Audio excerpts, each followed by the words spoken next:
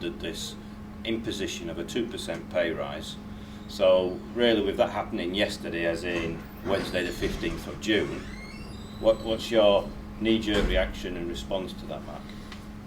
Reaction is one of anger. Surprise? Not really. The way that the company has acted over the last few months been kind of leading you to that way of thinking that that's now the way they've gone. It's disappointing because we tried to build up a relationship.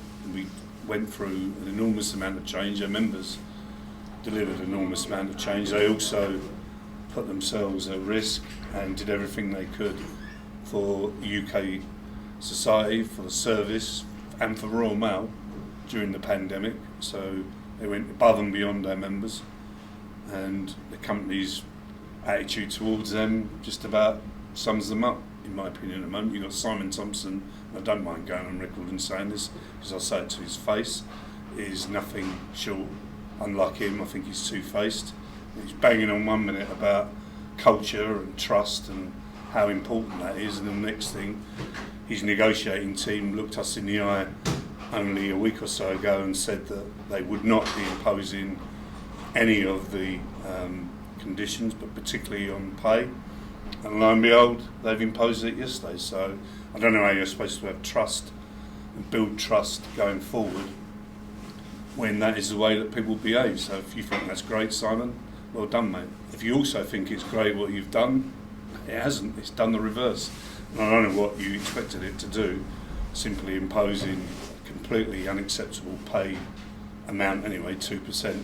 I mean, it's really angered the members. They feel the same anger that we do. They feel equally insulted, and they feel equally hard done by and angry at the way that they're being treated. It's just double standard. So really, I think our members feel like they've been kicked in the teeth. I think certainly as negotiators, and our reps do, our members, more importantly, really do feel that they've been disrespected. They feel like they're owed a debt of honour. They feel that they put themselves on the line during the pandemic. They come across and overcame some incredibly difficult times and circumstances, and the company now doesn't place any value on its workforce. In fact, all it places value on is the shareholders and paying dividends. This 2% that the business has effectively imposed on members, they're also saying they're going to give you a £200 lump sum. But what they're also going to say is that isn't your backdated pay. That's actually going to be just a lump sum that they're going to take back off you. So a typical post person, 2% to them would be between sort of £9 and £10.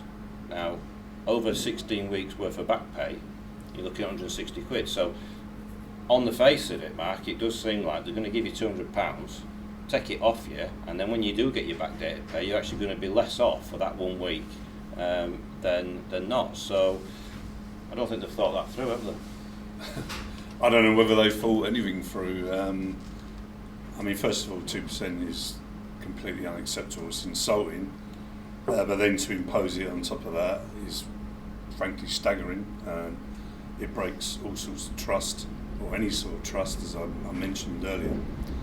But I mean, they've not effectively shared the details with us because it's not a negotiated outcome. It's one of imposition. So they've just gone away and decided how they do that.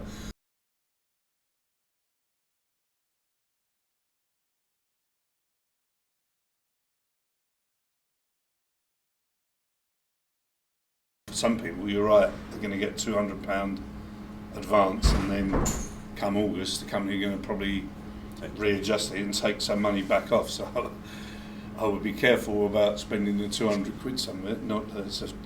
Not time after it's been taxed and insured. National insurance is going to be worth very much anyway. So I'd be wary of around spending that anyway, because some of that there's going to be almost like an estimated against actual pullback in terms of once it's recalculated. I mean, the whole thing is unsavoury, but I mean, those complications are not for us to deal with, they're for the company to deal with. They've imposed it, and if there's issues around that, they have to be taken up directly with the company. It's just a disgrace what they've done.